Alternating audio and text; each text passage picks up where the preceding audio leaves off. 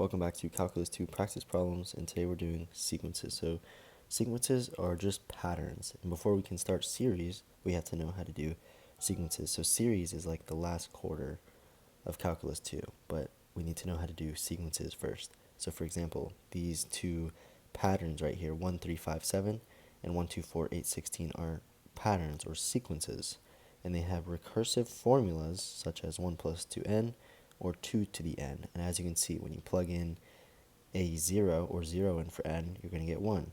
Plug in 1 for n, you're going to get 3. Same thing with 2 and 3 with 5 and 7. And as you can see, with 2 to the n, when you plug in 0, you're just going to get 1, so that's a 0. And when you plug in, for example, 5, you're going to get 2 to the 5, so this would be the fifth term of the sequence. So how about this? What are the first 5 terms of the sequence? Well, a to the 1 would be negative 2/5 to the 1 power, or negative 2/5, right? Or the second term would be negative 2/5 squared, or a positive 4/25. How about a3? Well, it's going to become a negative 8 on top, right? And on the bottom, we're going to have 125. So this is 2 cubed, or should I say negative 2 cubed, to get the 8. And then we have a 5 cubed on the bottom. The fourth term, it's going to turn back to a positive and a 16, and a 625 on the bottom, right?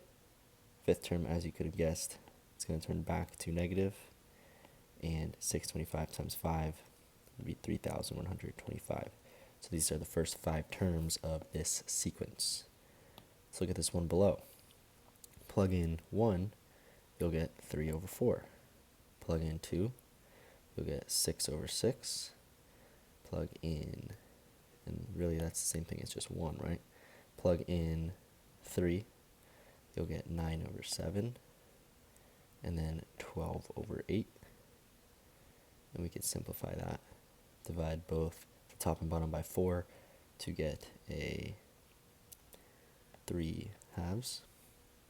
Finally, the last term would be when you plug in 5 and get 15/9, which is the same thing as 5/3, right? So these are the first 5 terms of both of these sequences. So this isn't necessarily Calculus 2, right? But we are going to use this in some harder applications in the next 10 videos. For a recursively defined sequence, every term depends on the previous term. So for example, this is an example of a recursively defined sequence. A, and the term is k plus 1, meaning if you have some term a sub k, the term after that, that's what that k plus 1 means, will be dependent on the term before. So we're going to take, for example, if a1 equals 6, a2 is the same thing as the first term plus 1. So you can see that k is 1 in this case.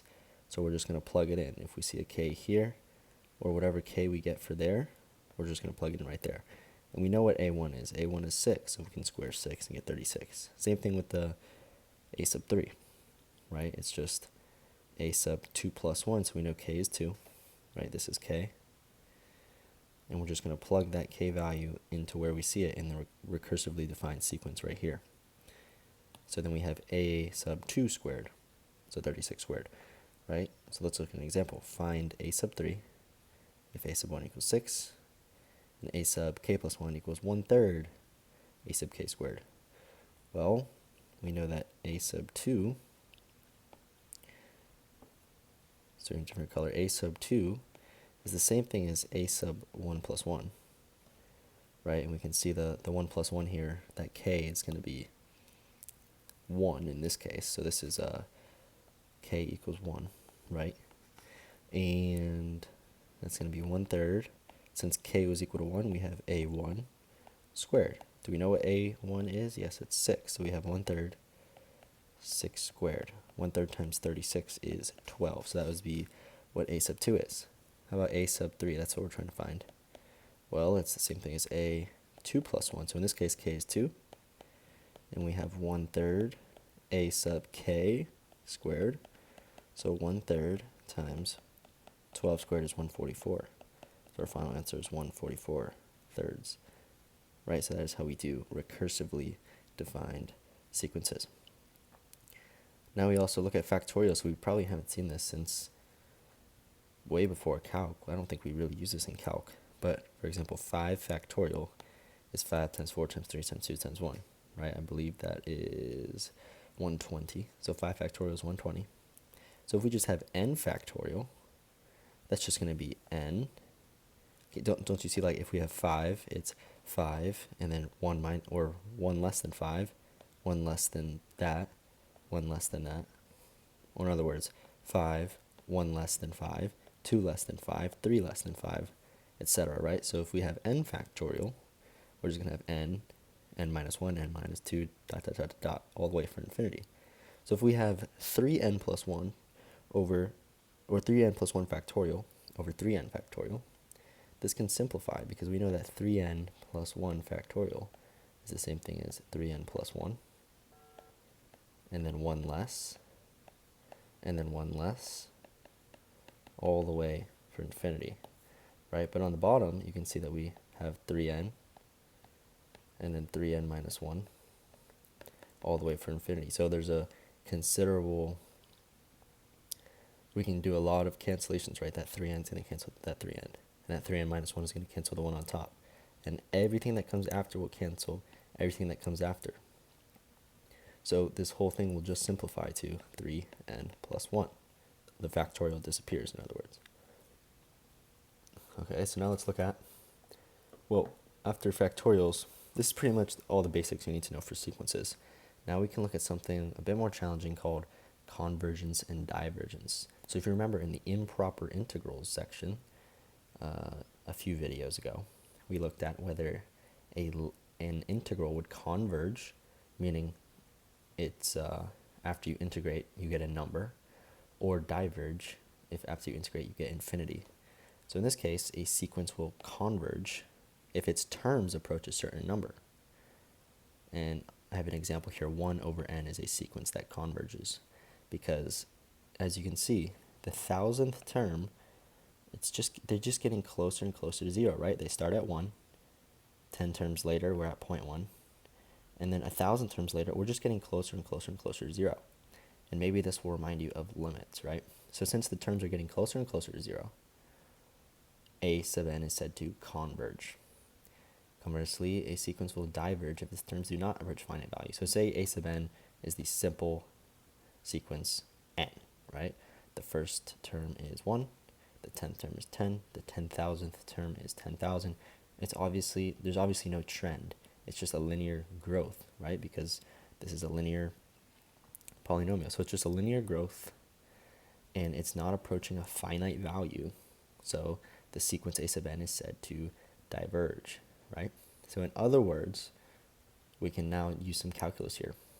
A sequence converges when its limit as n approaches infinity of the sequence a sub n equals L, where L is just a finite number, right? Which we just said in words in the last screen, and now you can see it with the calculus notation. So a sequence diverges when its limit does not exist. That means it's either infinity or pretty much just infinity, right? So as you can see in this last one, the terms, they're just getting bigger and bigger and bigger.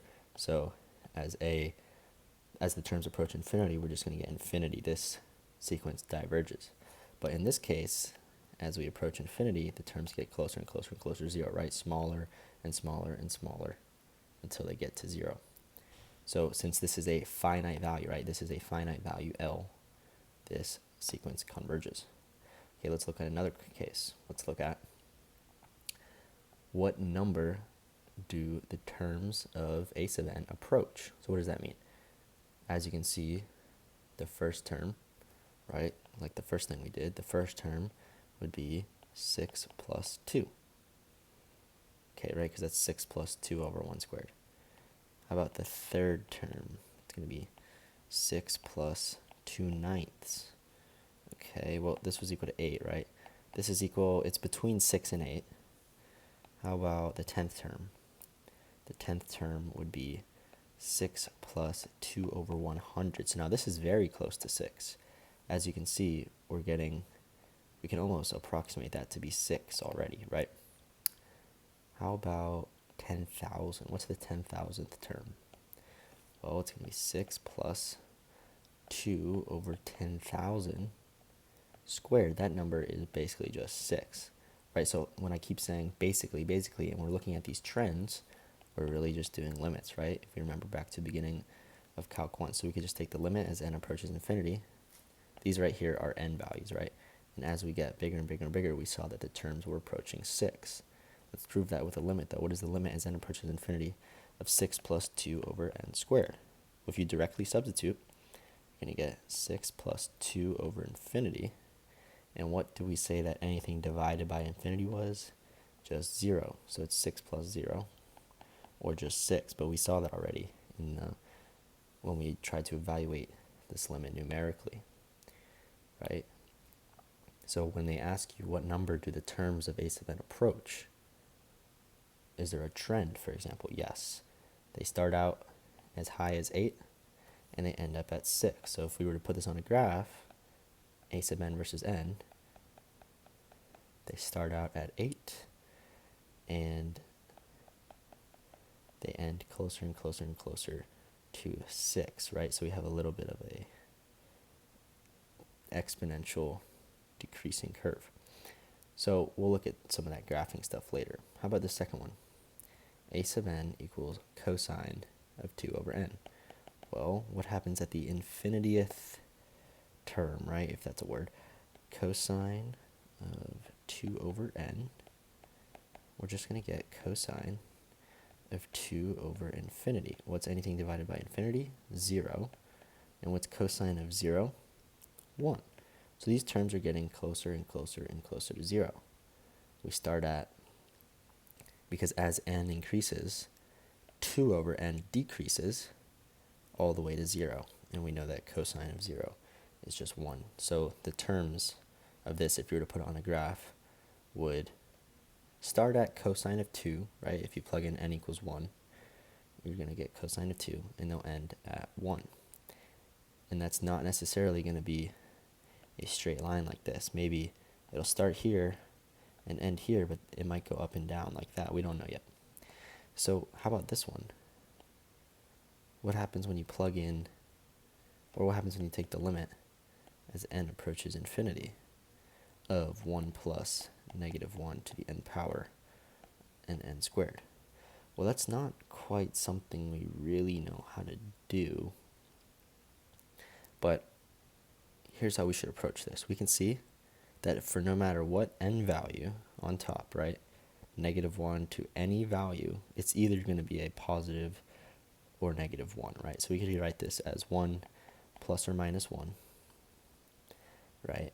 And the bottom is growing forever, right? As you plug in bigger values of n, the bottom gets bigger. So we could say that this one is growing without bound, and this one is bounded.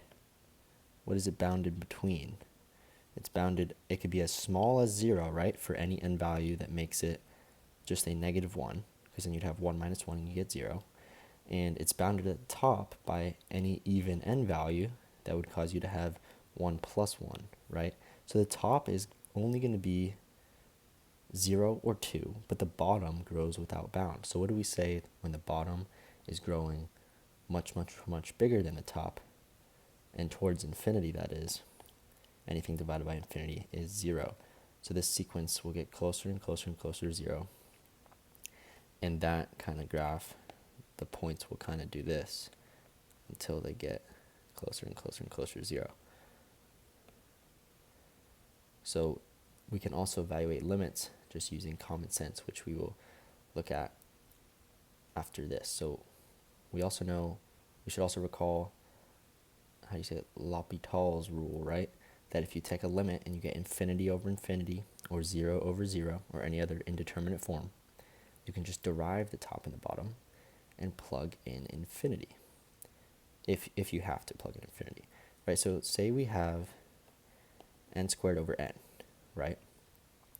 what is the limit as n approaches infinity of a sub n?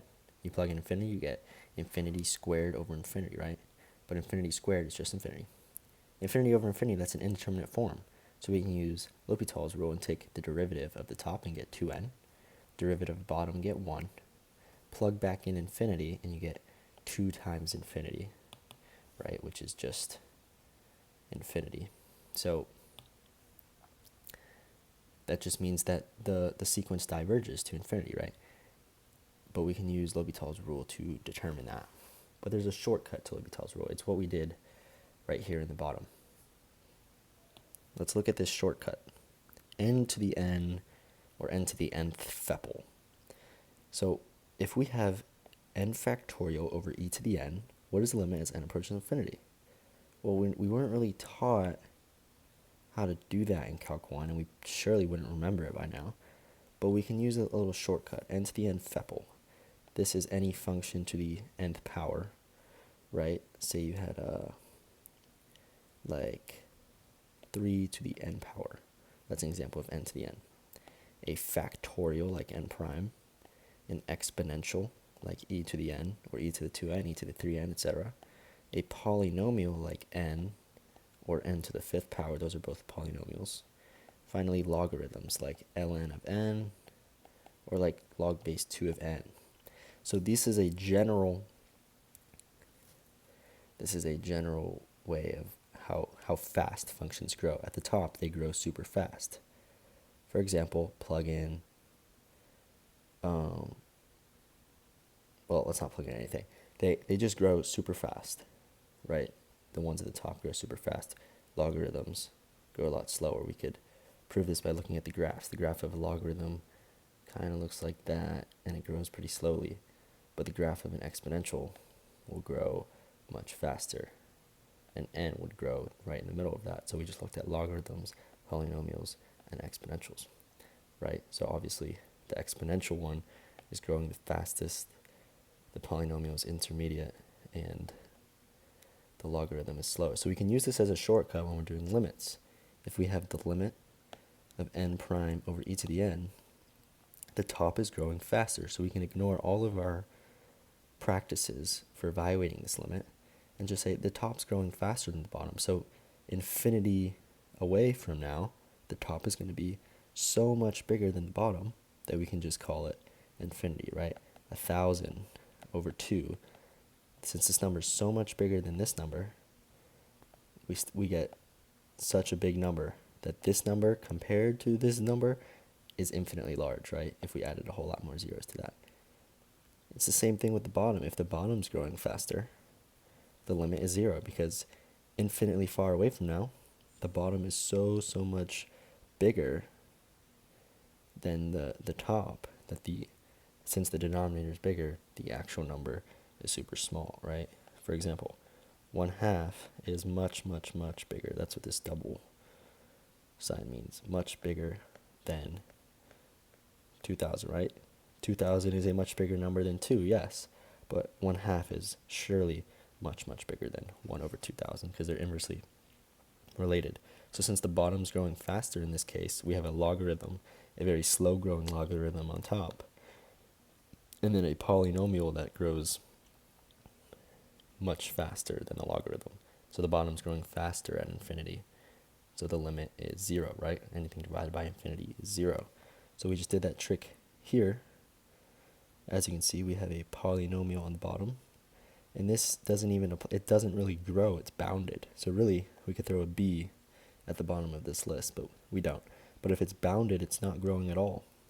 So the bottom's growing so much more, so much faster, it's growing without bound. So the limit would just end up being 0. So that's how we kind of use this shortcut. So let's also look at one last, this is a proof, right?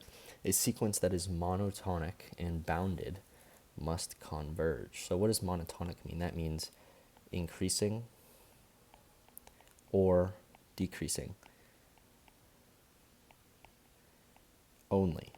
It can only decrease or increase. So for example, these terms are only decreasing and they're bounded between for example, that first value and the value at infinity. And an example of one that is not monotonic is maybe one that's kind of like this, right, that we looked at earlier, where it's coming from both sides of that limit. Even if the limit exists, right, it's not monotonic because it's decreasing, but then it's increasing and decreasing. So it's not monotonic. It must only increase or decrease. And that's not to say that non-monotonic functions can't converge, right? We can see on the graph that, in this case, where it's approaching from both sides, that it's reaching some finite value. This is some value a sub n, and at n equals infinity, we get that value. So it obviously converges. It's just not monotonic. But if the function is monotonic and is bounded, then it must converge. That's the proof. So let's take this one. 3 to the n over n plus 2. Well, the first term, let's see what happens with the first term. We plug in 1, and we're going to get 3 over 3, or 1, right? And we also want to look at what's happening at the infinity far away to see if it's bounded or not. So the limit as n approaches infinity. I also want to show another shortcut. So we could do L'Hopital's rule, because if we plug in infinity right now, limit as n approaches infinity of 3n over n plus 2, we're obviously going to get infinity over infinity, the indeterminate form. So we can take the derivative of the top, derivative of the bottom, nowhere to plug in infinity, so the limit is just 3, right? Infinity away from this first term, or after infinity amount of terms, we're just approaching 3, right? Was there another way we could have done that? Well, infinity far away, this 2 right here is insignificant. And that happens if we have like 3n cubed plus 2n plus 1 over, for example, 2n squared plus n plus 3, right? I'm going to assert that all of this and all of this is irrelevant. It's really the first term that is causing causing the main trend. So we can kind of ignore, right? Like, this is a weird section in math where we're kind of breaking all the rules. We can ignore this and ignore this. And what happens with the first terms?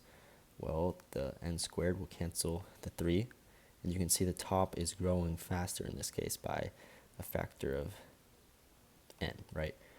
So the limit as n approaches infinity of that whole big function. Remember, we'd have to solve that analytically in Calc 1. Now we can just kind of cancel all of that and just look at the first terms, the 3 and the 2. Since 3 is bigger than 2, there's going to be one n surviving on top, and you just get infinity, right? So we can use this shortcut here. I claim that this 2 right here is insignificant in the long run. And then we just have 3n over n. Cancel out those n's, we just get 3.